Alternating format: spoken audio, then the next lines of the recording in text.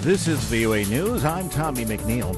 The United States has now joined dozens of other countries in grounding Boeing's new 737 MAX jets, after new satellite tracking suggested a similarity in two recent deadly crashes involving those jets.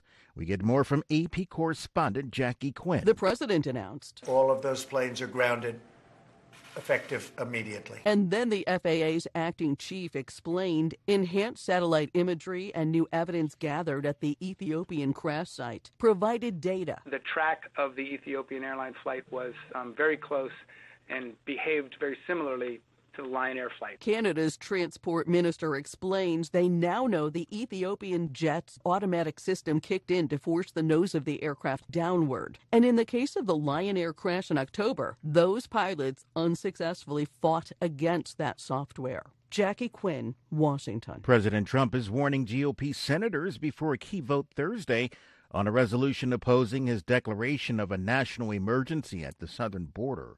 AP Washington correspondent Sagar Meghani reports from the White House. The president declared the emergency to bypass Congress and steer billions of dollars toward building his border wall. The Democratic-led House passed a resolution blocking his move, and the GOP-controlled Senate will vote. I told Republican senators, vote any way you want. Vote how you feel good. But the president also says voting yes equals voting against border security, plus drug and human trafficking. That's a bad vote. Despite a GOP effort to save him from defeat, it appears the resolution will pass. The president will then issue his first veto. Sagar Meghani at the White House. The U.S. Senate voted to cut off support for the Saudi-led coalition fighting rebels in Yemen. This comes as lawmakers from both major parties expressed disappointment over Mr. Trump's tepid response to the killing of journalist Jamal Khashoggi. This is VOA News.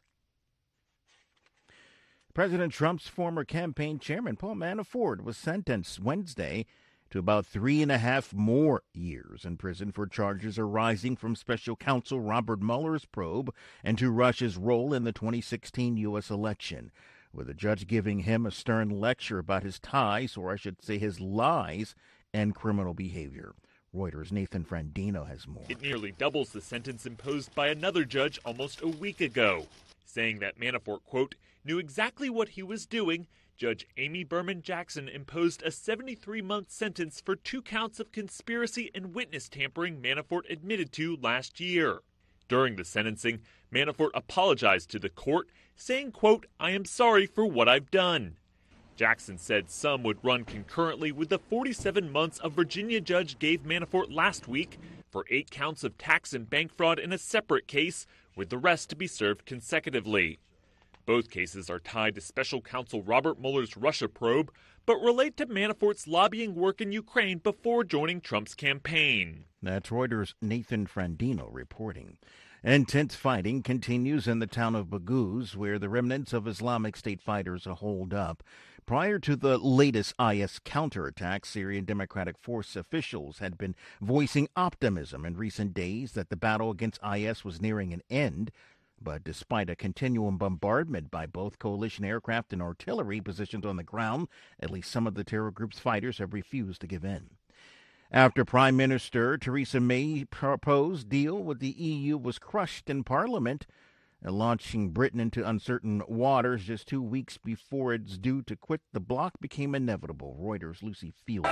An exhausted May told an unruly House Britain still has to find an alternative. The legal default in UK and EU law remains that the UK will leave the EU without a deal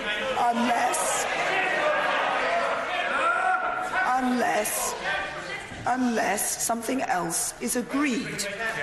The onus is now on every one of us in this House to find out what that is. Now lawmakers will decide whether to delay Brexit. That's Thursday's vote in this week's parliamentary marathon. If yes, Britain will seek an extension to the negotiation period, or Article 50. But the EU will have to agree. That's Reuters' Lucy Fielder reporting. Nigerian emergency officials said that at least 8 people have died. Nearly 40 others have been rescued from a collapsed building in Lagos. An unknown number of children are dead or trapped in the rubble. I'm Tommy McNeil, VOA News.